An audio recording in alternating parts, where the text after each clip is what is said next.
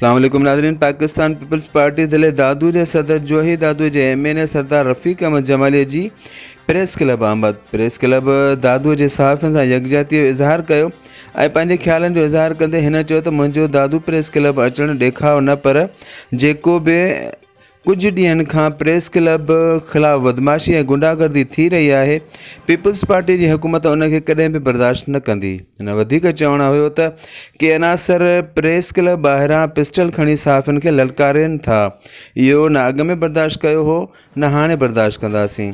अगरि को पाण खे सोशल वर्कर सॾाए थो, उनजो इहो कमु नाहे त कंहिं माउ भेण ते गारियूं ॾींदो वते। प्रेस क्लब जे सहाफ़ियुनि असां ते तनक़ीद बि कंदा रहंदा आहिनि, जेकी असां दिलि सां तस्लीम बि कंदा आहियूं, मगर तनक़ीद न हुजणु घुरिजे, तनक़ीद बराए इस्लाह हुजणु घुरिजे।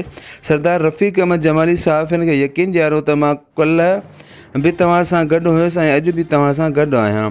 उन मौक़े ते AM उमर पंवर, ख़ालिद हुसैन मीराणी, अमानुल्लाह शहाणी ऐं ॿिया पिणु मौजूदु हुआ।